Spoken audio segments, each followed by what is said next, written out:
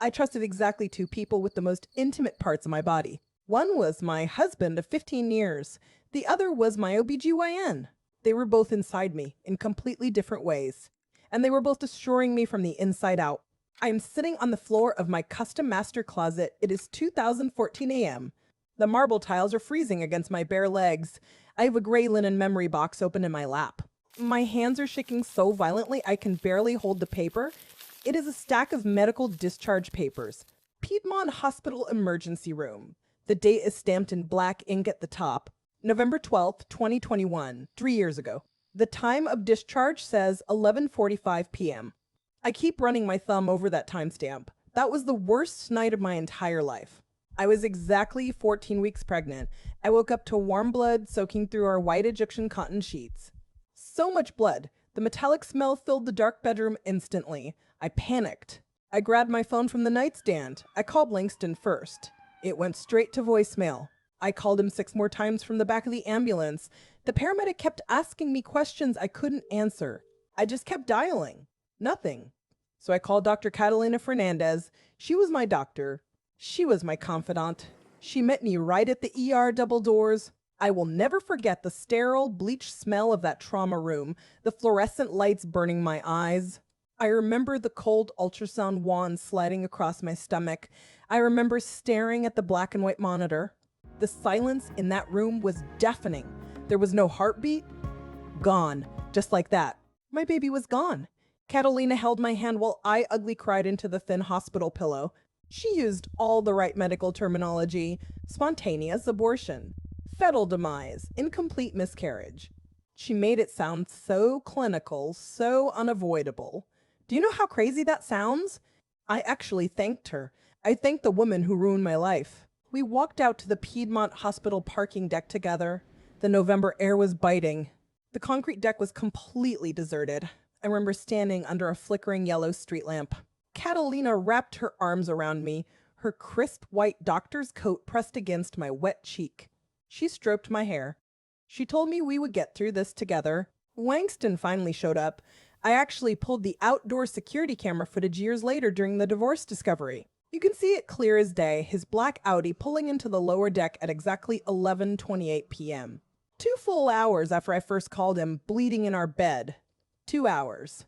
Where was Langston for those 2 hours? He ran across the concrete in his designer loafers. He looked frantic. He looked perfectly devastated. He pulled me out of Catalina's arms and pulled me into his own. I buried my face in his collar. I just wanted to feel safe. That is when I smelled it. It was a heavy, intoxicating scent.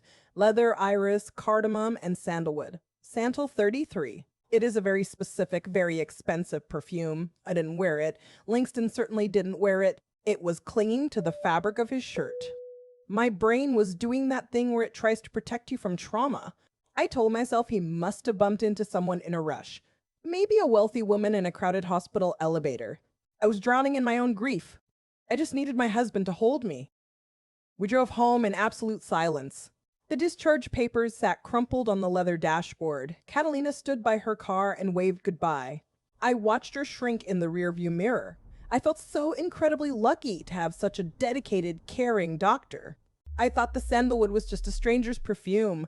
It took me 3 years to realize it was the smell of the woman who had her hands inside me. I am still sitting on the cold marble floor of my custom closet. It is exactly 2014 a.m. My legs have gone completely numb from the hard stone.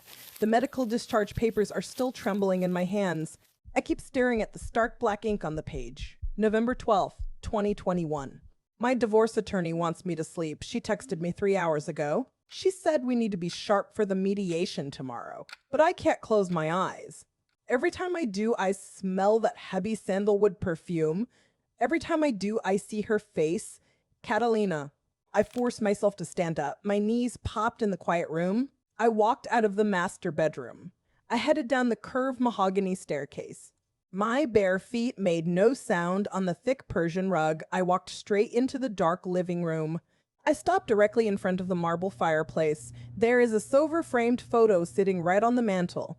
I reached out and picked it up. The polished silver felt freezing against my skin. It was taken at the Buckhead Country Club Gala, spring of 2019. We looked like the ultimate Atlanta power couple. Langston was wearing a custom navy tuxedo from Tom Ford.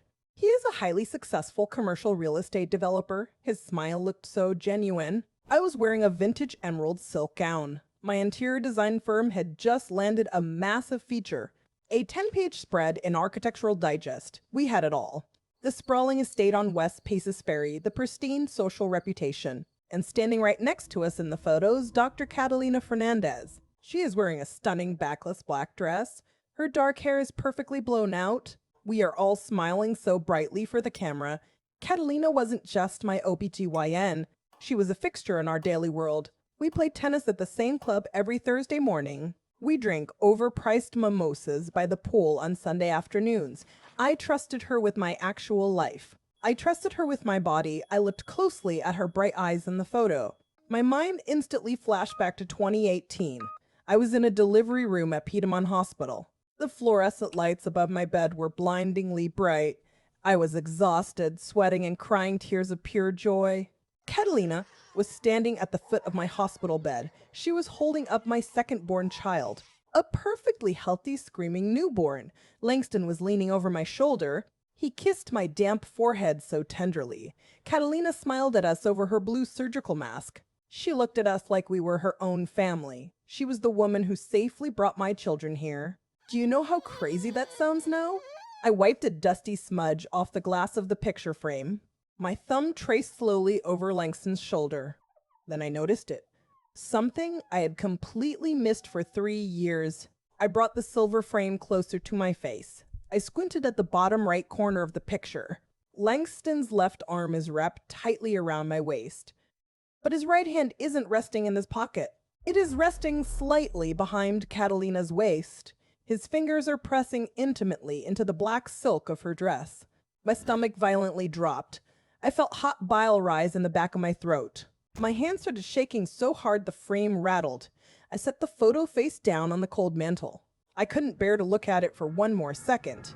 For months, Langston had been telling me he was overwhelmed. He said his new commercial zoning project was draining him. He said he was just incredibly stressed with work. I completely believed him. I pulled out my phone. I opened my Ring doorbell app. I scrolled back to a saved clip from last month, October 8th. The digital timestamp read exactly 08:15 p.m. The grainy night vision footage started to play on my screen. Langston was walking slowly up the brick front porch steps. He looked utterly exhausted. He was loosening his silk tie with one hand. His leather briefcase looked heavy in the other. I watched the black and white footage. I felt a sickening wave of guilt wash over me. I had actually felt sorry for him that night. I had drawn him a hot eucalyptus bath. I had poured him a generous glass of Macallan 18. I was such a devoted, caring, supportive wife. I was a complete and utter idiot. I locked my phone screen. The living room was completely dark and silent. The antique grandfather clock in the hallway ticked loudly. I wrapped my cashmere cardigan tighter around my freezing shoulders. This massive house suddenly felt like a sterile tomb. 15 years of marriage, 2 beautiful, healthy children, a thriving design business, and a spotless social calendar. We were the picture-perfect Atlanta family. Until my husband's phone lit up at 11:14 p.m. on a Tuesday. I am still standing in the middle of my dark living room. The antique grandfather clock just chimed the quarter hour. It is 2:15 a.m. The air conditioning is humming through the 4 vents. Tomorrow morning, I will sit across from Langston in a sterile mediation room. My divorce attorney will have all her neat little folders. But right now, my mind is stuck on a Tuesday night. Specifically, a Tuesday night 3 weeks before my miscarriage. It was exactly 11:14 p.m. I know because I looked at the digital clock. I was in our master bedroom folding a gray cashmere cardigan. The heavy oak bathroom door was cracked open just an inch. I could hear the hot shower running. Steam was rolling out into the bedroom. Langston was washing off the supposed stress of his commercial zoning project. His iPhone was charging on the mahogany nightstand. The screen was completely dark. Then it lit up with a sharp vibrating buzz. The phone rattled against the wood surface. The white light cut through the shadows. I wasn't a snooping wife. I had never checked his devices in 15 years. Do you know how crazy that sounds now? But the phone was right there. I glanced down at the glowing lock screen. The contact name read, Dr. Fernandez. My breath caught in my throat. The message preview was only 3 short words. Are you awake? I just stood there frozen by the nightstand. I stared at the glowing letters until they blurred. My hands went completely cold. I could feel a slow, heavy pulse beating behind my eyes. Why was the medical office texting my husband at 11 at night? I wasn't pregnant at the time. I had no pending lab results. There was absolutely no medical emergency in our household. And more importantly, I knew Catalina's actual phone numbers. My mind flashed back to a sunny Tuesday in 2015. I was sitting there. The paper on the exam table crinkled beneath me. Catalina handed me her card. She flipped it over with her perfectly manicured fingers. She wrote a number down. She looked me right in the eye. This is my personal cell, she said. Don't bother with the office line if you need me. I had that card. So why did Langston have a contact saved as her office? And why was the clinic asking if a married man was awake? I picked up the heavy phone. The cool metal casing felt like ice. I swiped my thumb up to unlock it. A passcode prompt appeared on glass. He had changed his access code. My stomach dropped straight to the floor. A wave of nausea hit me. Suddenly the shower water stopped running. The squeak of the turning faucet echoed off the tile. The silence was deafening. I heard the heavy glass shower door slide open. Panic spiked through my chest. My hands were shaking so violently I almost dropped the device. I placed the phone exactly where I found it. It was perfectly aligned. I grabbed my cardigan and practically ran to the custom closet. I stood in the dark among my designer shoes, back against the mirror. I listened to his wet footsteps walk into the bedroom.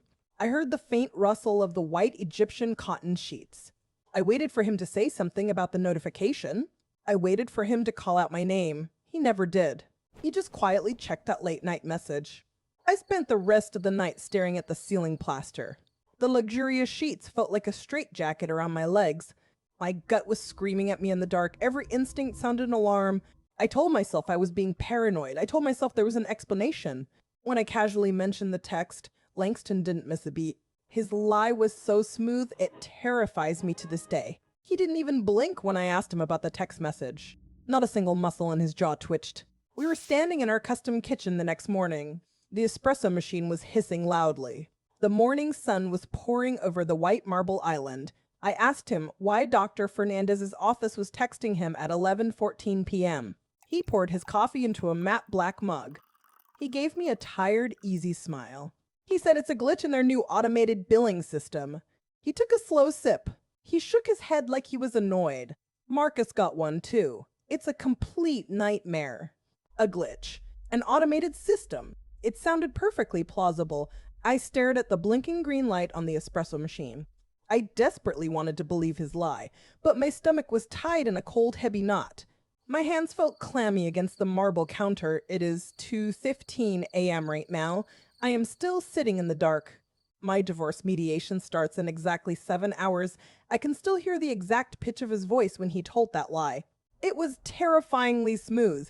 Later that same week, my intuition was screaming at me. I couldn't shake the feeling of being hunted. I drove my black Audi down Peachtree Road. I pulled into the visitor lot of his commercial real estate firm. I told myself I was just dropping off his dry clean Tom Ford tuxedo. I wasn't. I was hunting for proof. I pushed through the heavy glass doors of the lobby. The crisp, over-conditioned air hit my face. The scent of expensive floor wax filled my lungs. That is exactly when I met Sutton. She was his brand new paralegal, 26 years old. She had this vibrant copper red hair pulled into a messy claw clip. She was wearing a beige silk blouse. It was a piece that cost significantly more than her weekly salary. I walked directly up to her desk. She didn't even look up from her glowing dual monitors. She said, "Langston is on a conference call." Langston. Not Mr. Estates. Not my husband. Just Langston. The casual intimacy of it made my jaw clench. My mind immediately flashed back to a dinner we had a week prior. We were eating at Chop's Lobster Bar. He had ordered a Macallan 18. He couldn't stop talking about her. He kept smiling, praising her incredible efficiency. He bragged about how she just anticipated his every single need. I looked down at Sutton's pristine white desk. Langston's leather briefcase was sitting right next to her keyboard. It had no business being out there. Right next to it was a crumpled receipt from Brash Coffee. I leaned in slightly to read the faded ink. The receipt showed 2 specialized iced oat milk lattes. $14.20, paid for with Langston's corporate Amex card. The timestamp was from 8:15 that morning. Sutton had picked them up. Langston hates oat milk. My chest tightened instantly. The air in the office suddenly felt too thin to breathe. I gripped the leather strap of my purse. My knuckles turned completely white. I could feel my heartbeat in my throat. Just then, the heavy oak door to Langston's office swung open. He walked out holding a thick manila file. The wall clock read exactly 2:30 p.m. I instinctively stepped back behind a frosted glass partition. I watched them through the blurred glass. He handed her the file. She laughed at something he murmured. Then she reached out. Her hand rested on his forearm for 3 full seconds, her fingers pressed into the fabric of his suit. She picked up his coffee and handed it to him. The look she gave him was unprofessional. It was heavy. It was lingering. It was the look of a woman who knows your secrets. I felt a hot flash of pure jealousy burn the back of my neck. My hands were shaking uncontrollably. I tasted bitter copper in my mouth. I had found the problem. I was absolutely certain of it. I backed away from the glass partition. The copper-haired paralegal was sleeping with my husband. I spent 3 weeks obsessing over a 26-year-old paralegal. I had no idea I was looking in the completely wrong direction. I never confronted Sutton. I didn't even get the chance. My 3-week obsession with Langston's paralegal got derailed by an annual appointment. It was exactly 14 days before my miscarriage. I drove my black Audi to the Buckhead Women's Clinic. I sat on the crinkly white paper in exam room 3. I was wearing one of those ridiculous paper gowns. My bare legs were freezing. The air conditioning vent hummed above me. The heavy wooden door swung open. Catalina walked in. She wasn't just smiling. She was glowing. She smelled like that damn Santal 33 perfume and medical-grade hand sanitizer. "I have news," she said. She dropped my thick manila chart on the stainless steel counter. I braced myself. I gripped the edge of the exam table. I thought she was leaving the practice. "I'm doing it," she whispered. "I'm having a baby." My jaw dropped. I reached out and grabbed her hands. Her fingers were ice cold. She told me she was doing IVF. A single mother by choice, she called it. I felt tears prick my eyes. I hugged her right there in the exam room. My paper gown tore slightly at the shoulder. I was just so genuinely happy for her. My mind flashed back to a dinner party at my house in 2022. Catalina had sat at my custom mahogany dining table. Langston was pouring her a 3rd glass of Pinot Noir. She cried about running out of time to be a mother. I rubbed her back that night. I told her it would happen for her. And now, here we were, the miracle baby. She snapped on her purple latex gloves. The exam began. I stared at the fluorescent ceiling light. I tried to ignore the discomfort. "Your hormone levels are fluctuating," she said. Her voice shifted instantly to pure clinical authority. She pulled off the gloves and picked up her tablet. "I'm switching your birth control brand," she told me. "This new one will manage your hormones better at your age." I didn't question it. Why would I? She was a board-certified OB-GYN. She delivered my 2nd child. But I trusted her with my body. She typed the new prescription into her tablet. The screen cast a pale blue glow on her face.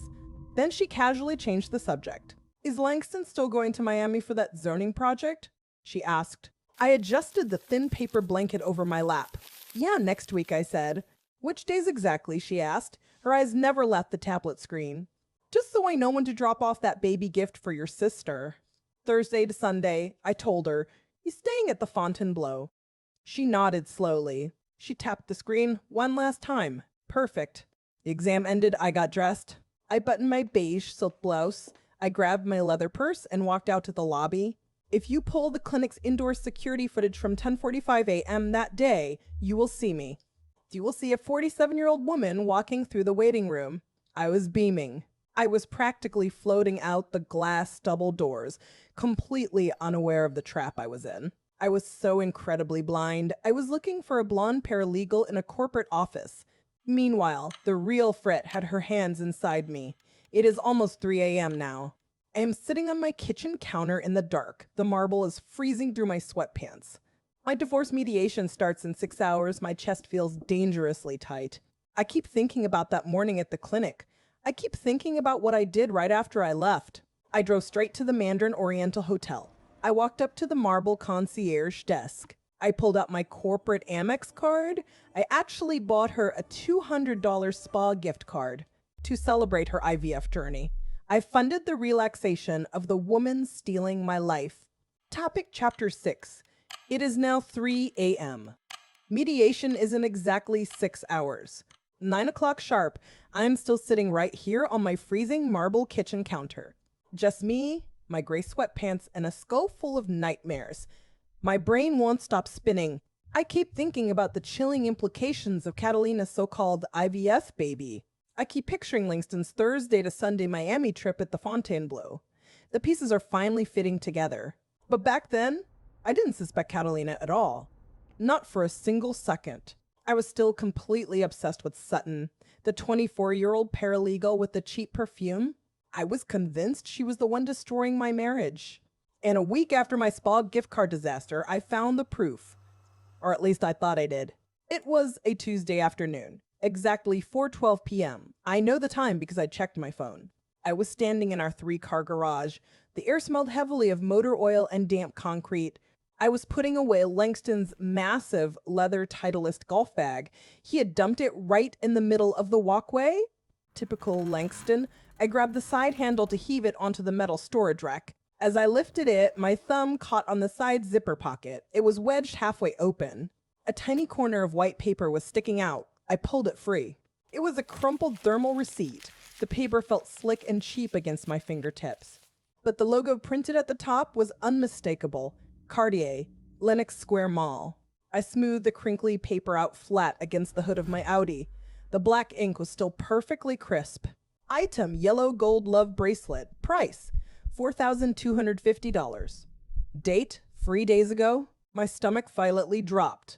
I felt a cold sweat instantly break out across the back of my neck. I just stood there in the dim light of the garage. If you pulled our outdoor security camera footage from that exact minute, you would see it. You would see me dropping the heavy golf bag straight onto the concrete floor. You would see me staring blankly at this tiny slip of paper. My hands were shaking so hard the receipt was vibrating. $4,250. Do you know how crazy that sounds? Just 2 weeks prior, Langston was sitting at our custom mahogany dining table. He was staring at a glowing Excel spreadsheet on his laptop screen. He actually shook his head at me in frustration. He looked me dead in the eye and lied through his teeth. He said, "We can't afford a vacation this year, Zora." He blamed the commercial real estate market. He said his firm's zoning projects were just too volatile right now. I believed him. But apparently the market was perfectly fine for luxury jewelry. My birthday is in late October. This was April. We hadn't celebrated an anniversary with jewelry in over 5 years. This bracelet was absolutely not for me. My mind instantly flashed to that leather briefcase sitting on Sutton's desk. I pictured her smirking at me in the firm's lobby. I pictured a solid gold Cartier bracelet gleaming on her pale wrist. A $4,250 trophy funded by my husband. I could literally feel my blood boiling. My pulse was hammering against my eardrums. I crumpled the receipt back into a tight little ball. I squeezed it in my fist until my fingernails dug into my palm. I didn't think about Catalina's miracle baby. I didn't think about the Fontainebleau Hotel in Miami. I only saw red. I paced back and forth across the garage floor for 2 solid hours. My designer loafers clicked frantically against the hard concrete. I was ready to march down to his office and rip Sutton's red hair out. So when Langston walked through the door, I didn't hold back. He stepped through the door from the 3-car garage. His Tom Ford suit jacket was slung over his shoulder. He looked exhausted. I didn't even let him set his leather briefcase down. I marched right up to him. I shoved the crumpled thermal receipt directly into his chest. $4,250, I whispered. My voice was shaking so hard it cracked. A Cartier love bracelet. For Sutton. I waited for the panic. I wanted to see his face drain of color. I expected him to stammer. I expected the classic defensive pivot. Instead, he just stared at me, his brow furrowed in genuine confusion. Then he started to laugh. Not a nervous chuckle. A deep, exhausted belly laugh. The sound echoed off our custom kitchen cabinets. Do you know how crazy that sounds? To hear your husband laughing when you just accused him of destroying your marriage? He dropped his jacket onto the freezing marble kitchen counter. He set his briefcase down next to it. He unlatched the heavy leather flap. The brass clasps made a sharp metallic clicking sound. "Sutton," he said, shaking his head. "Zora, are you completely out of your mind?" He reached into the dark interior of the briefcase. He pulled out a small, perfectly wrapped red box. The gold Cartier seal was pressed flawlessly into the wax. He slid it across the cold marble toward me. "Open it," he said. My hands were trembling. My fingers felt completely numb. I tore the thick wrapping paper. I lifted the heavy red lid. There it was, a gleaming yellow gold love bracelet. It was exactly what the receipt described. It was resting perfectly on a bed of black velvet. "It's for my mother," he said softly. My stomach dropped straight to the floor. The blood rushed entirely out of my head. I felt dizzy. "Her 70th birthday is next week," he continued. "I hid the receipt in my golf bag." He looked at me with such disappointment. "I hid it because I knew you'd kill me for spending $4,000 on her," he said. I just stood there. I couldn't pull air into my lungs. I stared at the gold medal shining under the kitchen pendant lights. Of course it was her birthday. I knew that. I had planned the entire party. Just 3 days ago, I was sitting at this exact kitchen island. I was writing out her party invitations on heavy cream cardstock.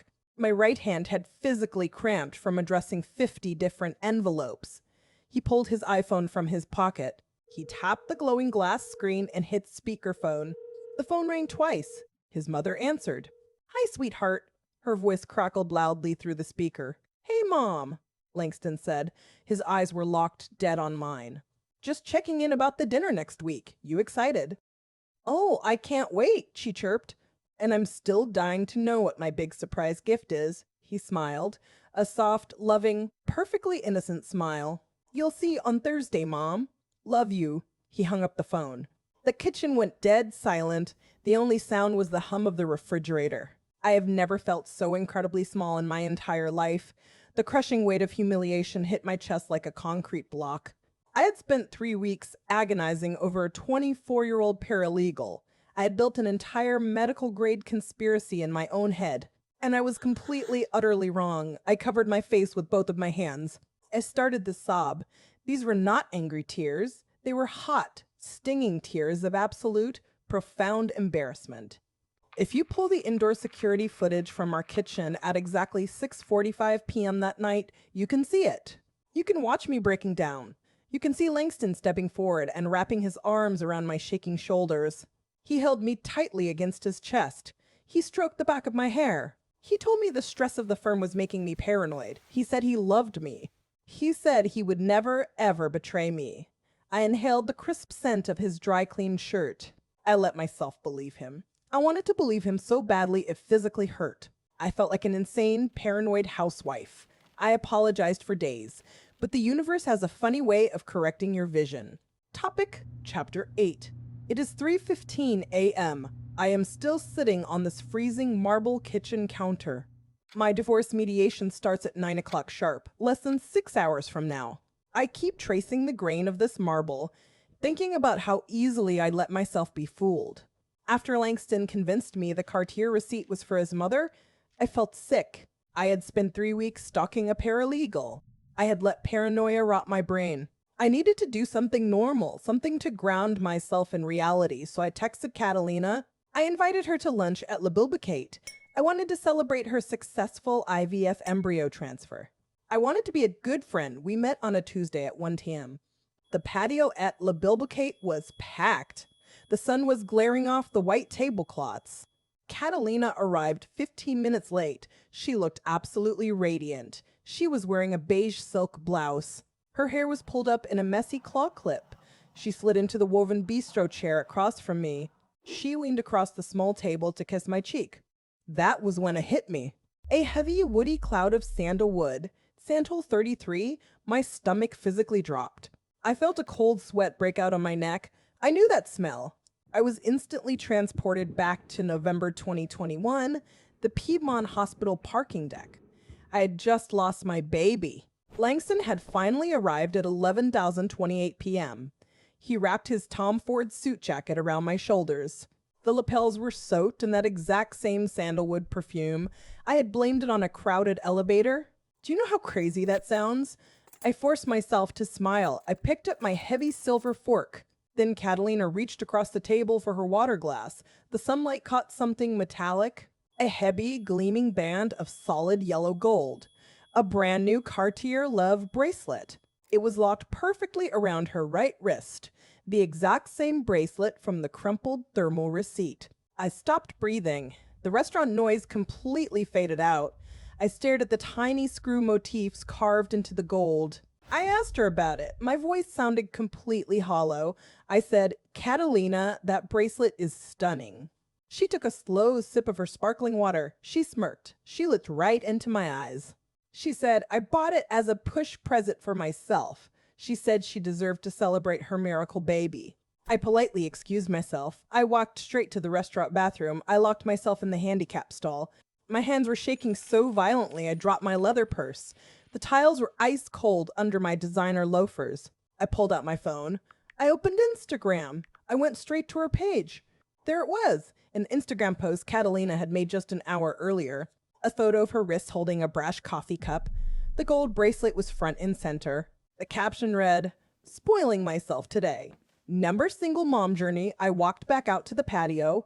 If you pulled the indoor security camera footage from La Buckhead at 1:15 p.m., you would see it. You would see me sitting there like a statue, completely frozen, staring blankly at Catalina's wrist while she ate her Nicola's salad. She just kept talking about her ultrasound photos. I couldn't hear a single word. My brain was finally connecting the dots. The timeline, the perfume, the $4,250 charge, the missing 2 hours the night of my miscarriage. He had sworn the receipt in his golf bag was for his mother, but his mother's birthday wasn't for another week. And Catalina was wearing the exact item right now. I needed undeniable proof. I needed to know exactly how he paid for it. I needed to prove he bought both of them. Because the truth was staring me right in the face. Langston hadn't bought one bracelet. He had bought two. And I was sitting across from the woman who was wearing the second one. It is 3:15 a.m. I am standing in my custom kitchen on West Paces Ferry. The marble floor is freezing against my bare feet. My divorce mediation starts at 9 o'clock sharp. That gives me less than 6 hours. 6 hours to find the exact financial paper trail for that second Cartier bracelet. I need undeniable proof. My mind is racing so fast I can barely breathe. I start tearing through the house. I rip open the heavy oak drawers in his home office. Nothing. I check the pockets of his Tom Ford tuxedo in the master closet. Empty. Then I remember the junk drawer in the kitchen island. I pull it open so hard the metal tracks grind. Under a pile of dead batteries and takeout menus, I see it. An old silver iPad mini. The glass in the top right corner is shattered. We bought it years ago for family road trips. But more importantly, Langston used to sync his Apple Watch to it. I grab a white charging table from the counter. I plug it into the wall outlet next to the espresso machine. The screen stays completely black. Dead. I sit right there on the cold marble floor. I pull my gray sweatpants tight around my knees. I watch the dark glass, just waiting. While I wait, my brain plays a home movie. I see Langston packing his leather suitcase last month. He told me he had a massive commercial zoning conference in Miami, Thursday to Sunday at the Fontainebleau. I can still smell his expensive cologne from that morning. I remember him tossing his designer loafers into the bag. He complained about how bad the Florida humidity was going to be. He kissed me on the forehead right by the front door. He told me he would call me from the airport lounge. Do you know how crazy that sounds now? I actually told him to have a safe flight. Suddenly the kitchen lights up. A glowing white Apple logo appears on the cracked screen. My heart slams against my ribs. My hands are shaking so violently I almost drop the iPad. I type in our old family passcode. 1008. The home screen unlocks. I don't look at the emails. I don't look at the photos. I tap the green radar icon for the Find My app. The screen flashes white, then loads a map of Atlanta. I click on his old device history. I filter the timeline back to the exact dates of his Miami trip. Those were the exact same 4 days Catalina was out of the office. The day she took off for her quote-unquote miracle IVF transfer. Remember how she fished for his travel schedule during my exam? Now I know why. She wasn't making polite conversations, she was coordinating his alibi. The map finishes loading on the iPad. I stare at the glowing screen. I am looking for a blue dot at Hartsfield-Jackson Airport. There isn't one. I look for a location ping in Miami. Nothing. Instead, I see a massive cluster of blue dots right here in Atlanta. They are piled on top of a single address. Sussex Road. It's a gated community in Morningside. Catalina's house. He never got on a plane. His Apple Watch pinged her address on Thursday at noon. It pinged her address on Friday morning, Saturday night, Sunday afternoon. 4 straight days. He never left her bedroom. I traced the blue dots with my trembling index finger. A wave of pure nausea hits the back of my throat. I grip the edge of the kitchen island to keep from passing out. If his location history is on here, what else is synced to this device? The bank statements for that second bracelet have to be buried in these apps. I just have to dig deeper. But right now I can't look away from this map. He wasn't in Miami. He was 3 miles away holding the hand of the woman who delivered my children while she got pregnant with his. Topic Chapter 10. It was 3:22 a.m. Mediation was in less than 6 hours. I took the shattered silver iPad from the kitchen island. I walked straight into my home office. The hardwood floor was freezing against my bare feet. I sat at my desk and opened his email app. The cracked glass scratched against my thumb. I needed undeniable proof of that second Cartier bracelet. I typed Cartier into the search bar. A hidden folder popped up. It was labeled Client Gifts. I clicked it. My stomach dropped. There was an e-receipt for a second yellow gold love bracelet. $4,250, purchased on a secret Bank of America Visa I didn't know existed. The shipping address wasn't his mother's house in Roswell. It was Sussex Road, Morningside. Catalina's house. He had bought 2 identical bracelets to cover his tracks. I had the financial paper trail, but I wanted everything. I opened my laptop and logged into our joint AT&T account. The screen glowed bright white in the dark room. I clicked the billing tab. I downloaded the PDF phone logs for the past 6 months. My hands were shaking as the file loaded. The little blue progress bar crawled across the screen. I opened the document search function. I typed in Catalina's personal 404 cell number. Do you know what it looks like when a document bleeds? A screen lit up with hundreds of yellow highlights. I scrolled down, more yellow. Row after row of yellow, for 12 calls in just 6 months. I leaned closer to the monitor. I looked at the specific timestamps. Every single weekday there was a call at 7:30 a.m. Exactly 45 minutes long. That was his morning commute to the commercial real estate firm. Then I looked at the evening timestamps. 5:45 p.m. every single day, another 45-minute call. His evening commute home. They were living a complete parallel life. She was the first person he spoke to in the morning. She was the last person he spoke to before walking through our door. My chest felt tight. I couldn't pull in a full breath. I picked up my phone. I opened the Ring app. I pulled up the outdoor security camera footage for the driveway. I scrolled back to last Tuesday at 5:55 p.m. There was his black Audi, parked right outside our garage. The engine was still running. The red brake lights were casting a glow on the concrete. I watched the silent video. I could see the faint light of his phone illuminating his face. For 20 full minutes, he just sat in that car. I remember watching him from the living room window that night. I thought he was finishing a stressful zoning call. I had even poured him a glass of Macallan 18. I left it waiting for him on the marble kitchen counter. He wasn't talking to a client. He was talking to the woman who delivered my dead child. He was debriefing his day with his pregnant mistress. And then he would walk inside. He would kiss my forehead. He would drink the scotch I poured. I felt entirely numb. I pressed print on the laptop. The wireless printer in the corner whirred to life. It spit out 40 pages of AT&T billing statements. It spit out the hidden Visa receipt for the Cartier bracelet. The room smelled like hot ink and ozone. I gathered the warm papers in my hands. I walked out of the office and into the dining room. I laid every single page out on the custom mahogany dining table. It was 4:15 a.m. now. The antique grandfather clock ticked in the hallway. Mediation was exactly at 9 a.m. sharp. I had him. I had the map. I had the calls. I printed it all out and laid it on the dining room table. But Langston is a lawyer's son, and he had one more trick. I told you Langston had one more trick. I was sitting at the custom mahogany dining table. It was exactly 4:20 a.m. The house was dead quiet. The only sound was the hum of the kitchen refrigerator. The 40 pages of AT&T billing statements were spread out like a fan.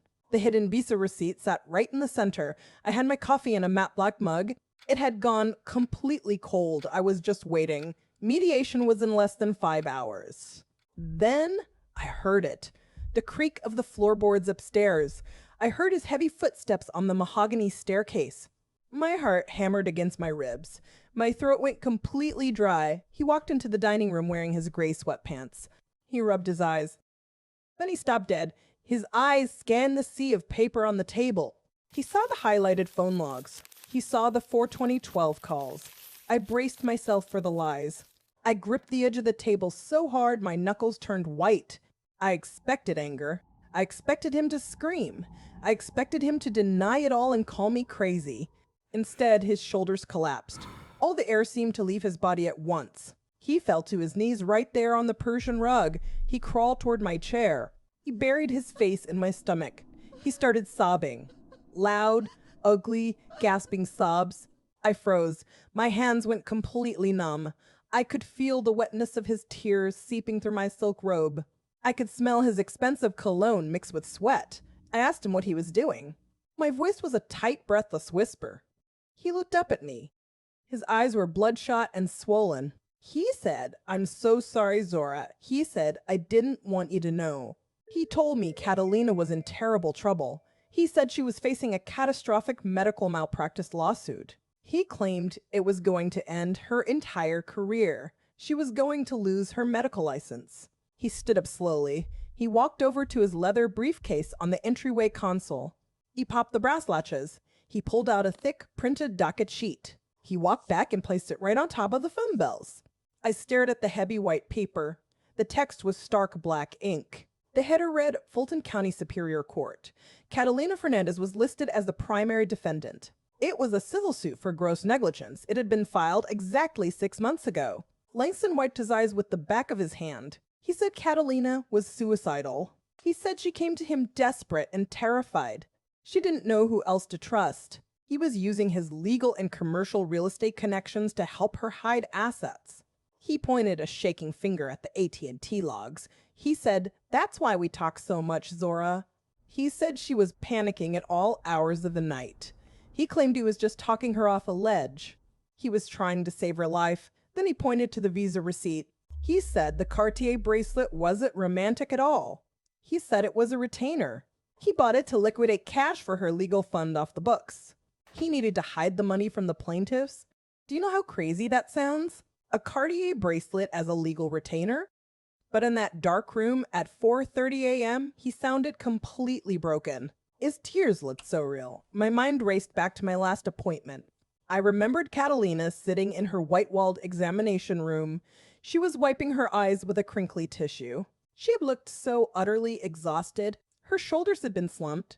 She told me she was under a lot of pressure lately. It all fit perfectly into his narrative. Every late night, every secretive text, every hushed phone call. It wasn't an affair. It was a rescue mission. My chest tightened. A wave of intense, suffocating guilt washed over me. I felt physically sick to my stomach. I had been planning to destroy this man in mediation at 9 a.m. I had built this massive conspiracy in my head, and here he was, just playing the noble savior. The indoor security camera caught the whole thing. The timestamp glowed at 4:34 a.m. It shows me reaching out my hand. It shows me stroking his hair while he cries. It shows me comforting the man who was actively destroying my life. I gathered up all 40 pages of evidence. I stacked them neatly. I shoved them back into the thick manila folder. I told him we would cancel the 9 a.m. mediation. He spun a web so tight, I actually apologized to him. I believed him. Until I decided to drop off a care package at Catalina's house.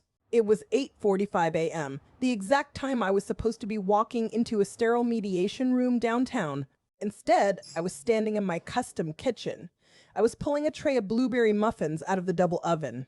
The heat hit my face. The kitchen smelled like warm vanilla and butter. I felt sick with guilt. Langston had played me like a master. I actually believed his story about the malpractice lawsuit. I genuinely believed my former friend was suicidal. I packed the warm muffins into a wicker care package. I added a box of chamomile tea. I even wrote a pathetic little note on heavy cream cardstock. Thinking of you, do you know how crazy that sounds? I was preparing a gift for the woman who ruined my life. I grabbed my keys and walked out to the garage. I tossed the thick manila folder full of evidence into the passenger seat. The 40 pages of AT&T phone logs sat right next to the muffins. I started the black Audi. The leather steering wheel felt freezing cold under my hands. I drove straight across town. I pulled onto Sussex Road in Morningside at exactly 11:15 a.m. The neighborhood was dead quiet. Massive oak trees cast long shadows over the street. I parked on the curb. The driveway was completely empty. Catalina wasn't home. I grabbed the wicker basket and stepped out of the car. The morning air was crisp. It smelled like wet pine needles and damp earth. I walked up the winding brick pathway to her front porch. My heels clicked sharply against the masonry. I reached the top step. I set the care package down on the braided welcome mat. I was just about to turn around and leave. That is when I saw it. It was a massive cardboard box. It was shoved into the corner of the porch, resting against the painted brick. It was sealed with heavy-duty FedEx packing tape. I stepped closer to it. The cardboard was slightly dented on one side. I looked down at the return address printed in the upper left corner. The logo was unmistakable. Pottery Barn Kids. My stomach completely dropped. A very specific memory hit me out of nowhere. It was a Tuesday evening in 2019. I was standing at my marble kitchen counter. Langston was pacing aggressively across the Persian rug. He was waving a massive credit card statement in my face. His face was flushed red with anger. He was screaming about the Pottery Barn crib I bought for our daughter. He called it a ridiculous, frivolous waste of money. He swore we couldn't afford premium baby furniture. I stared down at the massive box on Catalina's porch. My hands started to tremble. I took another step forward. My knees actually popped in the quiet air. I leaned down to read the white shipping label. The little blue ring on the doorbell camera lit up. It was recording me. At exactly 11:20 a.m., that lens captured the moment my body went completely rigid. I stopped breathing. The printed text on the label wasn't just addressed to Catalina. It said Talilina Fernandez and Langston Beaumont, my husband's name printed in black ink, on another woman's premium baby delivery. The letters blurred together for a second. I blinked hard to clear my vision. My throat closed up. The lawsuit docket sheet I saw this morning was a complete fabrication. The suicidal depression was a brilliant, sick cover story. It was all designed to keep me at home. It was designed to make me cancel the mediation. He needed me distracted while he furnished a nursery across town. I stood up slowly. My blood felt like ice water. I looked at the pathetic little basket of muffins. I picked it up. I walked back down the brick path to my Audi. I popped the trunk. I didn't leave the muffins. I took a box cutter from my trunk, walked right back up to her porch, and sliced the tape open. The blade of the box cutter sliced through the heavy-duty FedEx tape like butter. The tearing sound echoed loudly in the quiet Morningside neighborhood. I ripped the cardboard flaps open right there on her front porch. I didn't care about the Ring doorbell camera blinking its little blue light at me. I just needed to see. I pulled back layers of thick brown packing paper. The smell of fresh pine and cardboard hit my face. My hands were completely steady.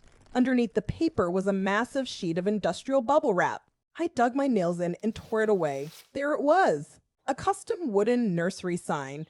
It was painted in this soft, expensive-looking sage green. The cursive letters were raised and carved from solid white oak. They were perfectly sanded. Smooth and flawless, they spelled out 2 words. Baby Beaumont. My husband's last name. My last name. Now, her baby's last name. I dropped to my knees on the hard concrete porch. The cold stone bit sharply into my bare legs. I reached out with a trembling hand. I traced the carved wooden letters with my index finger. The B, the E, the A. Do you know how crazy that sounds? To touch the physical, expensive proof of your own replacement. I felt this hollow, echoing sensation in my chest, like my lungs had just collapsed inside my rib cage. I kept tracing that name, Beaumont. Then I saw the small white envelope. It was tucked neatly under the bottom edge of the bubble wrap. I pulled it out. The flap wasn't sealed. I slid the heavy cream cardstock out of the envelope. It was a gift tag. I recognized the messy, slanted handwriting instantly. It was Langston's. The ink was black. The message was short. Can't wait to meet our little man. Love. L. Our little man. My vision actually blurred for a second. The bright morning sun felt blinding. I gripped the thick cardboard edge of the Pottery Barn box just to steady myself. My mind violently snapped back to a Tuesday night in 2020. We were standing in our custom master closet. I had just softly suggested trying for a third baby. Langston threw his Tom Ford suit jacket onto the velvet bench. His face was red. The veins in his neck were popping. He yelled at me. He said he absolutely did not want another child. He looked me dead in the eye and said he was completely done with diapers. He told me our family was finished.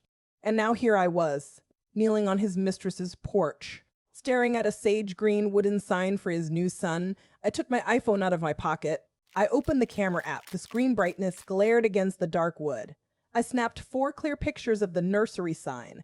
I made absolutely sure to get his handwritten note perfectly in the frame. Then I put the card back in the envelope. I tucked it exactly where I found it, under the plastic. I folded the cardboard flaps down. I pulled a roll of clear packing tape from my leather purse. I taped that massive box back up perfectly. I smoothed the shiny edges down so it looked completely untouched. I stood up. I turned my back to the blinking Ring camera. I walked slowly down the long driveway. I got into my black Audi. I slammed the heavy door shut. The clock on the dashboard read exactly 11:35 a.m. My dashcam was actively recording me. If you looked at that footage, you'd see a woman sitting in the driver's seat, staring straight ahead through the windshield. I wasn't crying. My face was completely blank. I was just breathing heavily. My chest was rising and falling against the hot leather steering wheel. The thick manila folder of evidence was still sitting on the passenger seat. 40 physical pages of AT&T phone logs. The hidden Bank of America Visa receipt, all completely useless for a 9 a.m. mediation I had already canceled, because I fell for his fake malpractice and suicide story. I stayed home to protect a man who was buying premium nursery decor with my doctor. I put the car in drive. I pulled out of the leafy Morningside neighborhood. The false empathy was entirely gone. The confusion was dead. There was only a lethal, icy calm left pumping through my veins. I didn't cry. I didn't scream. I just drove home, went straight to his lobbed home office, and grabbed a hammer. I gripped the rubber handle of the claw hammer. The metal head felt heavy and perfect in my hand. I walked straight down the hallway. My reflection in the hall mirror looked like a stranger. My eyes were completely dead. It was exactly 12:15 p.m. I know because the indoor security camera caught everything. The lens in Langston's home office glowed with a tiny red light.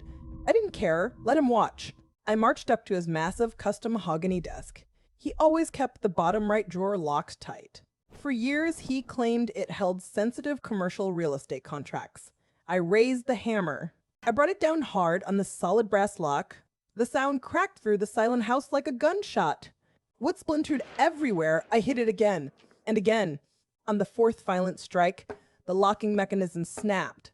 A jagged piece of mahogany hit the floor. My chest was heaving. I dropped the hammer onto the Persian rug. It landed with a heavy thud. I pulled the ruined oak drawer open. It wasn't client files. It was an entire secondary life. I pulled out a thick stack of crisp white papers. The top document was a residential lease agreement. The property was the Sussex Road house in Morningside. The tenant was listed as Catalina Fernandez. The guarantor's signature at the very bottom belonged to Langston Beaumont. My husband was legally bound to his mistress's home. Beneath that was a stack of joint bank statements. SunTrust Bank, checking and savings accounts. I flipped through the pages. The balances made my stomach pitch. Thousands of dollars funneled out of our marriage and into hers. Grocery bills, utility payments, a $3,000 charge for custom nursery furniture. It was all right there in black and white, but that wasn't what made my blood run cold. At the very back of the deep drawer was a thick manila envelope. It had no label, just a metal clasp holding it shut. I reached in and pulled it out. I pried the metal clasp open. My hands were shaking so violently I almost dropped it. I reached inside and pulled out a long strip of thermal paper. They were black and white ultrasound photos, 4 of them printed in a vertical row. At first I thought they were from her current pregnancy, the so-called miracle IVF baby. I traced my shaking finger over the grainy gray image. A tiny, perfect little sac. Then I looked at the white text printed across the top margin. Patient name, Fernandez Catalina. I squinted at the numbers next to her name. The date, October 14, 2021. All the air left my lungs. My knees buckled. I sank onto the floor. The jagged edge of the broken mahogany desk dug into my spine. I stared at the thermal paper until the numbers blurred. October 14, 2021. Do you know what happened on October 15th, 2021? I did. I remember every agonizing second of it. I woke up at 2 a.m. that night. The white Egyptian cotton sheets were soaking wet. I stumbled into our master bathroom and flipped the light switch. There was blood all over the white marble tiles. So much blood, I was screaming for Langston. I was begging him to call an ambulance. I was clutching my stomach in pure terror. He didn't rush to my side. He stood in the doorway of the bathroom. He was just staring blankly at his phone screen. He looked entirely detached, like he was somewhere else entirely. He was texting someone while I bled on the floor. I lost our baby that night. Now, sitting on the floor of his wrecked office, the timeline finally clicked. I looked at the ultrasound strip again. Catalina was pregnant in October 2021 with Langston's child, but she didn't have a 3-year-old walking around Morningside, which meant she lost her baby. The date on this ultrasound was exactly 24 hours before my nightmare began. I pressed the cold thermal paper to my forehead. My skin was freezing. The room started to spin. The Santal 33 perfume on his collar at the hospital. The suddenly switched birth control pills 14 days prior. The way she insisted on performing my emergency D&C herself. She wasn't just my husband's pregnant mistress. She was my OB-GYN. Catalina had been pregnant 3 years ago too. And she lost it. The very same week I lost mine. But she was my doctor, meaning she had complete control over my body. Topic, Chapter 15. I stared at the ruined oak drawer. The claw hammer was still in my right hand. My knuckles were completely white. The home office security camera up in the corner was blinking a steady red. It recorded everything. It captured every single swing of the hammer. It filmed me finding those thermal ultrasound photos. It recorded the exact moment I realized my doctor intentionally murdered my baby. Do you know how crazy that sounds? But I trusted her with my body. I let her switch my birth control. I let her perform the emergency surgery. I sat on the floor of that wrecked office and pressed the cold ultrasound to my forehead. I didn't care about the camera anymore. Let Langston watch the footage. Let him see the exact second his entire world went up in flames. I dropped the heavy hammer onto the Persian rug. It landed with a dull thud. I wiped my face with the back of my hand. I reached back into the manila envelope with the metal clasp. There was one more piece of paper at the very bottom. It was a printed email forwarded to Langston's account. I smoothed the crinkled paper against my thigh. It was a digital invitation. The pastel green cursive text made my stomach physically turn. It read, "Welcome baby Beaumont. A baby shower, hosted by the Buckhead Women's Clinic staff." The date was today. The time was 2 p.m. The location was the Buckhead Country Club. My brain flashed back to 8 o'clock this morning. Langston had been standing in our custom kitchen. He was wearing his crisp navy Titleist golf polo. He smelled like expensive cologne and fresh espresso. He kissed my forehead with these sickeningly sweet lips. He looked me dead in the eyes. He said, "I'm just golfing with clients today, babe." He told me he loved me. He promised he would be home by 6. I had actually smiled and handed him his matte black travel mug. I pushed myself off the floor of the destroyed office. I walked straight down the hallway to my custom master closet. I bypassed my gray cashmere cardigan. I pulled out my best silk emerald blouse. The fabric slipped through my fingers like ice. I paired it with my sharpest black trousers and my designer stilettos. I stood in front of the vanity mirror and applied a perfect blood red lip. My hands weren't shaking anymore. I looked like a woman walking to an execution. I grabbed the thick manila folder of evidence from the bed. It held the 40 pages of AT&T phone logs. It held the hidden Bank of America Visa receipt. It held the ultrasound photos proving Catalina's timeline. At 1:45 p.m., I pulled my black Audi into the Buckhead Country Club parking deck. The hot leather steering wheel burned against my palms. I parked in a visitor spot and grabbed the folder. I walked straight through the main entrance. The country club lobby was eerily quiet. The indoor security camera above the doors caught my entrance. If you pull that footage today, you will see a woman with terrifying posture. You will see me clutching a thick manila folder against an emerald silk blouse. My heels clicked like gunshots against the marble floor. I stalked right past the hostess stand. I didn't even look at the girl working the desk. I knew exactly where the private dining room was. What would you have done in my shoes? Would you have turned around and walked away? I didn't. I reached out and pushed the heavy mahogany doors wide open. The smell of vanilla buttercream and Santal 33 hit me instantly. It coated the back of my throat. The room was absolutely packed. It was filled with hospital staff, scrub nurses, and wealthy Morningside friends. There were massive arches of sage green and gold balloons framing the windows. And there at the head table sat Catalina. She looked absolutely radiant in a white linen maternity dress. She was glowing, and right beside her, sitting in a woven bistro chair, was my husband. Langston was wearing that exact same navy golf polo from this morning. He was holding her hand on top of the white tablecloth.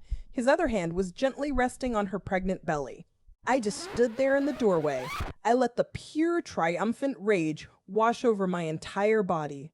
I didn't blink. I made direct eye contact with Langston across the room full of balloons. His smile froze. The color completely drained from his face. The room went dead silent when they saw me. Langston dropped Catalina's hand like it was on fire, but I didn't come to yell. I came to give a toast. The room went dead silent. I tapped the silver mesh of the microphone. A sharp feedback whine echoed off the mahogany walls. I was standing at the head of the private dining room. The Buckhead Country Club looked beautiful. Sage green and gold balloons floated above the white tablecloths. A massive custom cake sat on a silver pedestal. It said, "Welcome Baby Beaumont" in dark green icing. Just an hour ago, I was standing in my master bathroom. I was applying my deep rose lipstick. I practiced this exact smile in the mirror. I wanted to look perfectly composed. My hands were perfectly steady then. They were perfectly steady now. Langston was frozen in his woven bistro chair. His face was the color of wet ash. He was wearing his navy Titleist golf polo, the one he claimed he was wearing to entertain clients today. Catalina sat next to him in her white linen maternity dress. Her hand was resting protectively on her stomach. The solid yellow gold Cartier love bracelet was gleaming on her right wrist. "Excuse me, everyone," I said into the microphone. "I'd like to propose a toast." 30 heads turned toward me. I recognized half the staff from the Buckhead Women's Clinic. The hospital chief of medicine was sitting at the center table. He had a half-eaten Nicoise salad and a glass of sparkling water in front of him. Have you ever felt the exact moment the atmosphere in a room turns toxic? It feels like the air pressure drops right before a tornado. "We are all here to celebrate Dr. Fernandez," I said. My voice was a hyper-articulate whisper. It carried beautifully through the ceiling speakers.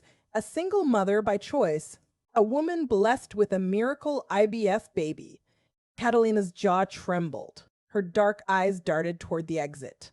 I saw a nurse at the second table pull out her phone. The red record button on her screen was already blinking. She was capturing every second of this. "Good, but miracles rarely happen in a vacuum," I continued. "An IVF is so incredibly clinical, isn't it? I think we should take a moment to thank the anonymous donor." I walked slowly toward their table. My designer stilettos clicked sharply on the marble tiles. I stopped right behind Langston's chair. I placed my hand on his shoulder. I felt his muscles seize under the fabric. "Let's hear it from my husband, Langston Beaumont," I said smoothly, "for his incredibly generous, multi-year sperm donation." A heavy silver fork clattered against a china plate. Someone at the back table gasped loudly. Catalina let out a strangled, pathetic, sobbing noise. I didn't stop. I unclasped the thick manila folder in my left hand. I pulled out the first stack of crisp white papers. "I brought party favors," I announced cheerfully. I dropped a stapled packet onto the table in front of the clinic's head nurse. She stared at it like it was a live grenade. "Those are 40 pages of AT&T phone logs, 4 and 12 calls between my husband and your boss." I pulled out the next stack. I tossed the Cartier receipts onto the center table. They fluttered down next to the floral centerpieces. "And there's the receipt for Dr. Fernandez's yellow gold love bracelet. $4,250, paid for with a hidden Bank of America visa." The room was suffocatingly quiet. The only sound was the rustling of paper. People were actually picking them up. They were reading them. The chief of medicine picked up a call log. His face was turning violently pale. I walked straight up to him.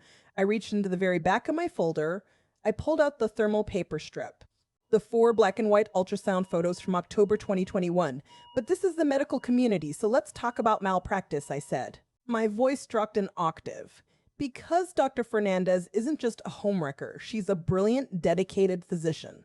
I dropped the ultrasound photos right onto the chief of medicine's lap. He stared down at the text printed in the top right corner. Patient Fernandez Catalina, date October 14, 2021. She was pregnant with my husband's child 3 years ago, I told the silent room. The exact same week I lost mine, Catalina was openly weeping now. Her face was buried in her hands. The smell of her Santo 33 perfume was making me physically nauseous. She intentionally switched my birth control brand 14 days before my miscarriage, I stated clearly. And then she performed my emergency D&C while sleeping with my husband. The chief of medicine dropped the ultrasound photos. He looked at Catalina with absolute, unmasked disgust. The professional destruction was instantaneous. It was the most beautiful thing I had ever seen. Langston finally snapped out of his paralysis. He shoved his chair back violently. The wooden legs scraped horribly against the marble floor. Langston tried to grab my arm. I looked him dead in the eye and whispered exactly what he needed to hear to ruin the rest of his life. I leaned close to his ear. I could smell his expensive cologne mixed with cold sweat.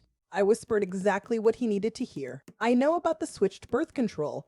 I know she intentionally killed our baby. His knees actually buckled. He grabbed the edge of the white tablecloth to steady himself. The custom cake wobbled on its silver pedestal. I didn't wait for his response. I turned my back on the silent, horrified room. I walked out through the heavy mahogany doors. My designer stilettos clicked loudly against the polished marble floor of the country club lobby. The humid Atlanta air hit my face. I walked straight to my car in the parking deck.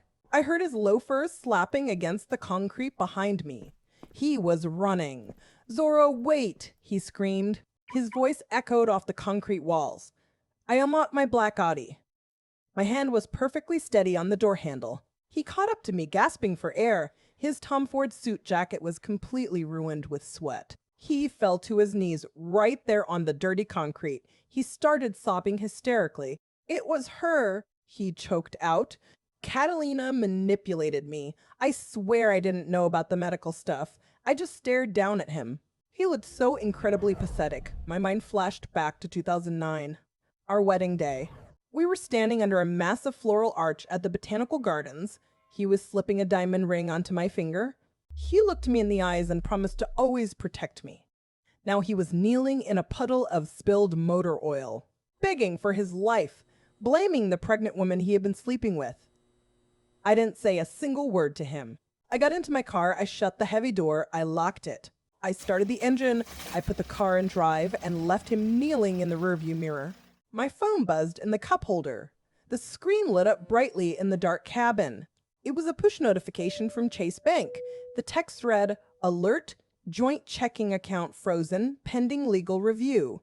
I smiled. I gripped the hot leather steering wheel. I drove straight down Peachtree Road. It was exactly 3:30 p.m. I pulled into my lawyer's parking lot. The outdoor security camera captured me stepping out of my car. I know because my lawyer showed me the footage later. I looked entirely different in that video. I looked lighter, like a massive suffocating weight had been lifted off my chest. I walked into the air-conditioned lobby. The receptionist handed me a heavy silver pen. I sat in a sterile conference room. The mahogany table felt cool under my wrists. My lawyer slid a thick stack of crisp white papers toward me, the official divorce decree. I signed my name on the dotted line. I felt a wave of exhausted relief wash over my entire body. The joint accounts were frozen. The house was locked down. Langston was financially paralyzed. The fallout for Catalina was instantaneous. The very next morning, my phone started ringing. The chief of medicine at Piedmont Hospital didn't waste any time. Sleeping with a patient's husband was bad enough. But the medical sabotage? That was a catastrophic liability for the entire clinic. Catalina was escorted out of the Buckhead Women's Clinic by armed security. They placed her on immediate administrative leave. Her medical license was suspended pending a full investigation. Her pristine reputation in Morningside was completely incinerated. She was a pregnant, disgraced doctor facing a massive malpractice lawsuit, and Langston was a broke, publicly humiliated liar. I went back to my West Pacesbury estate. I walked upstairs to the master bedroom. I stripped off my emerald silk gown. I left it lying on the Persian rug. I climbed into the white Egyptian cotton sheets. I slept for 14 hours in my quiet, empty bed.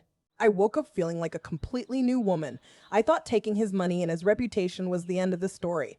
I thought I had finally won. But 6 months later, my phone rang. It was the state medical board. They had seized Catalina's private office files, and they had found something else on my chart. The voice on the phone belonged to a senior investigator for the Georgia Composite Medical Board. He asked if I was sitting down. I was standing in the pristine kitchen of my new Midtown condo. It had been exactly 6 months since the baby shower. My divorce from Langston was finalized. The ink on the settlement was dry. I thought the worst of the nightmare was over. I was wrong. The investigator's tone was incredibly grave. He told me they had finished reviewing Catalina's seized private office files. He told me to go downstairs and check my mail. A certified letter was waiting for me. I walked down to the lobby. The marble floors felt cold through my slippers. The concierge handed me a thick white envelope. It had the official state seal stamped in the top left corner. I took the elevator back up to the penthouse. My hands were completely steady. I sat down at my new dining table. I sliced the envelope open with a heavy brass letter opener. The legal document was 5 pages long. It detailed the immediate and permanent revocation of Dr. Catalina Fernandez's medical license. But the second page is where my blood ran cold. The board had audited her digital access logs. Catalina didn't just look at my chart during my scheduled appointments. She accessed my private medical records 47 times over 3 years. She did it late at night. She did it without any medical authorization. She studied my blood work, my hormone levels, my vulnerabilities. She knew every single detail of my biology. Then I read the paragraph about my birth control. 14 days before my miscarriage, Catalina switched my daily prescription.